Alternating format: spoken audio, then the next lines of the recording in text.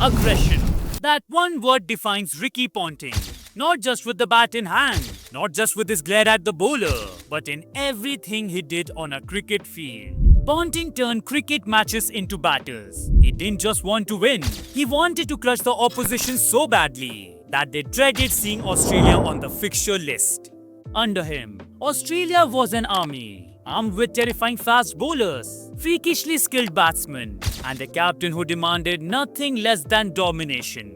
But his story wasn't some fairy tale of a golden boy who never failed. It was filled with controversies, arguments, and moments where he nearly lost it all. Yet somehow, he still became one of cricket's greatest captains. So how did a boy from Tasmania become the face of fear for teams worldwide? Let's rewind. Ricky Ponting was born in Launceston, Tasmania, where cricket wasn't just a game in the backyard. It was practically the family's second language. His father Graham and uncle Greg Campbell, yes, the same Greg Campbell who represented Australia, introduced little Ricky to the game. By the age of 11, while most kids were still worrying about school homework, Ponting was already terrorizing opposition bowlers in the Mowbray under-13s team. In January 1986, during the Northern Tasmania Junior Cricket Competition, he scored not one, not two, but 4 centuries in just a single week. Even Kookaburra couldn't ignore him. They handed him a sponsorship. Imagine being in 8th grade and already getting free bats. Meanwhile, the rest of us were struggling to even get selected in our school teams. His rise through the junior ranks was relentless. In the under-16 competition, he signed off with another century. Rod Marsh, the Australian academy coach, even called him the best 17-year-old I've ever seen. And when Rod Marsh says that, you don't argue. Then came the record-breaking moment. At 17 years and 337 days, Ponting became the youngest player to represent Tasmania in first-class cricket, breaking the record held by his idol, David Boone.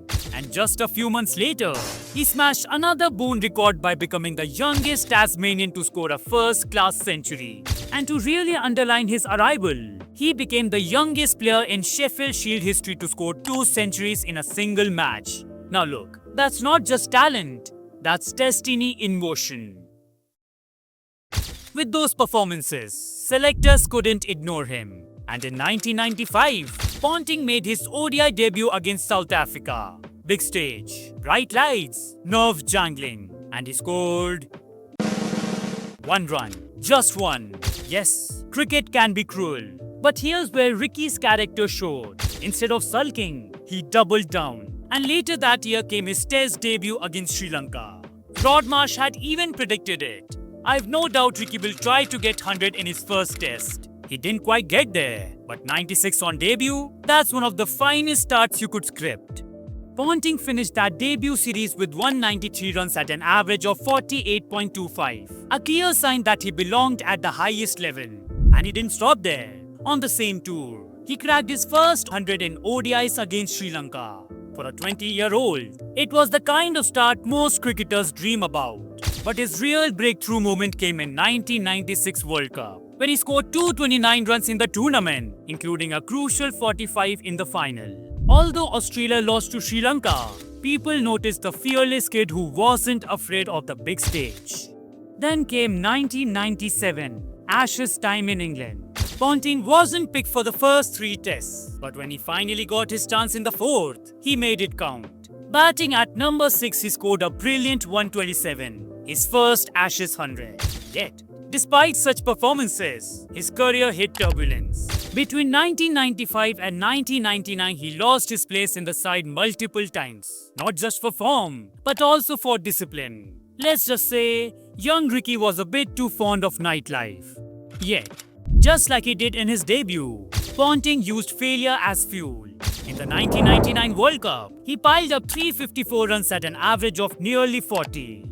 In the final against Pakistan, he chipped in with 24 as Australia bulldozed their way to the trophy. Ponting now had a World Cup medal around his neck and a reputation as one of Australia's brightest batting stars. The journey had been anything but smooth. From a 1-run debut to early setbacks, Ponting had already seen the highs and lows of international cricket. But every stumble only added more steel to his character. And soon, That fighting spirit would become the hallmark of his leadership. Ponting's batting style was as aggressive as his personality. Right-handed, compact, but explosive. He didn't just hit shots, he executed them with full flourish. His cover drives were textbook, but his pull, oh, that was signature. Opponents knew, bowling short to him was like poking a tiger with a stick. It was only going to end badly. And he didn't just rely on power. His brain worked like a supercomputer, processing length faster than anyone else. But there was another side of him brewing. The aggression, the sledging, the fire. Under Steve Waugh, Ponting learned to use words on the field just as effectively as his bat. He discovered that sledging could unsettle opponents, and he started to master the art of psychological pressure. And soon, this intensity shaped his leadership. Australia's test team was still a powerhouse, sweeping South Africa 3-0 at home in 2001-2002. But in ODIs, things weren't as rosy. After failing to even make the finals of the triangular series, Steve Waugh was shown the door from the one-day side, and that opened the door for Ricky Ponting. Not Adam Gilchrist, but Ponting. It was a bold call, but it clicked instantly. In his very first assignment, Ponting led Australia to a ruthless series win over South Africa in their own backyard. For most captains, the pressure of leadership eats into their batting. But for Ponting, captaincy was like fuel.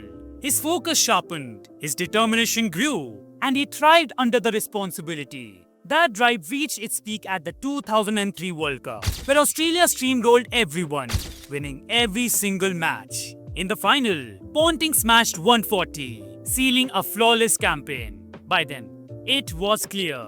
Ricky Ponting wasn't just a great batsman, he was a captain who could intimidate and inspire at the same time. In 2004, the inevitable happened. Ricky Ponting replaced Steve Waugh as Australia's test captain. Waugh himself admitted, "I couldn't have handed to a more capable man." And boy, did Ponting take that responsibility seriously. Between 2004 and 2007, Australia became a machine. They whitewashed New Zealand, destroyed Pakistan, won everywhere. For these performances, he was named captain of both the World Test 11 and ODI 11 by the ICC. And speaking of achievements, if you're enjoying this story and want more content like this, make sure to subscribe to the channel. Only 3.7% of the viewers have done so. And hitting that button ensures you don't miss any epic cricket stories we bring to life. Winning against Australia was almost impossible. Opponents walked onto the field already half defeated. And that's exactly how Ponting wanted it. His captaincy mantra was simple: attack, attack, attack. But even the greatest captains face heartbreak. For Ponting, that came in 2005. England under Michael Waugh played the series of their lives, and Australia lost the Ashes for the first time in nearly 2 decades. Critics sharpened their knives, but Ponting answered in the best possible way. From 2005 to 2008, Australia went undefeated in 22 tests. He led them to the 2006 Champions Trophy, their first in history. And then came redemption. The 2007 Ashes at home. Australia demolished England 5-0, a whitewash. Ponting himself scored 576 runs at an average of 82, with 2 centuries and 2 50s. And as if that wasn't enough, he led Australia to a 3rd consecutive World Cup in 2007. Under his captaincy, Australia went on a 34-match winning streak in ODIs. 34. For perspective, most international teams don't even win 34 games in 3 years. He even lifted the Champions Trophy again in 2009. At that point, Ricky Ponting was at the peak of world cricket. But every peak comes with shadows. But with Ponting's fire came controversy, and none bigger than the infamous Monkey Gate scandal in 2008. The match itself was already tense, umpiring errors piled up, emotions ran high, and Ponting was at the center of it all. When Harbhajan Singh was accused of racially abusing Andrew Symonds, Ponting was the one who pressed the charge, and what followed was chaos. A diplomatic storm between 2 cricketing superpowers. India even threatened to abandon the tour. Ponting's insistence on pushing the issue painted him as stubborn. even reckless. Critics said he cared more about winning than about the spirit of the game. The Sydney Test remains one of cricket's ugliest episodes, and Ponting's role in it cemented his reputation as ultra-aggressive captain who sometimes crossed the line. And this wasn't a one-off. He argued with umpires more than once. Remember his spat with Billy Bowden in 2006 over fielding restrictions? Or the Bangladesh tour, where he was accused of badgering umpires until he got his way. For fans, Ponting was either the ultimate warrior or the ultimate villain, rarely anything in between. From 2008 onwards, the cracks began to show. Ponting's batting form dipped. Australia lost the Ashes in 2009, making him only the third Australian captain to lose 2 Ashes series. The once terrifying captain looked mortal.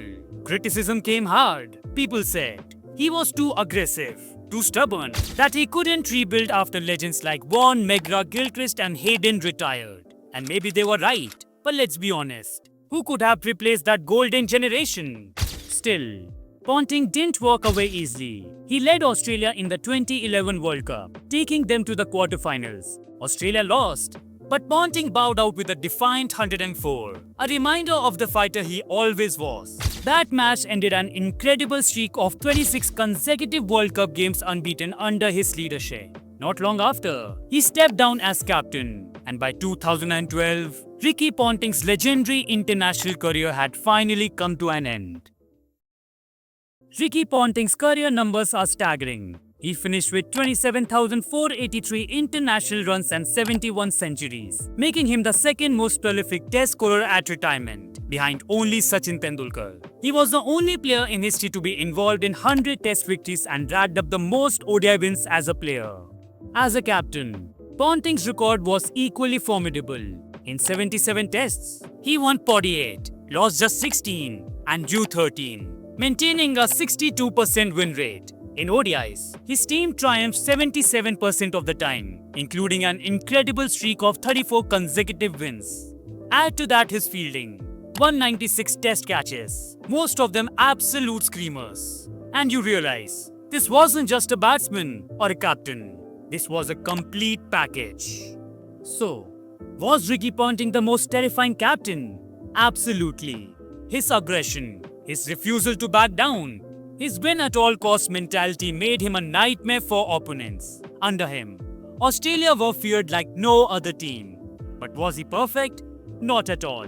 His aggression often spilled into arrogance. His controversies left scars, and his inability to rebuild after the golden era raised doubts. Yet, when you weigh it all, the centuries, the trophies, the dominance, the fear, Ponting wasn't just aggressive, he was necessary. He gave Australia its edge, its swagger, its ruthless streak. And that's why, even today, when people talk about the most terrifying captain cricket has ever seen, one name always rises above the rest: Ricky Ponting. So guys, that's it for today's video. If you want to watch how Gilchrist made history in just 57 balls, or how an unknown Brett Lee destroyed India,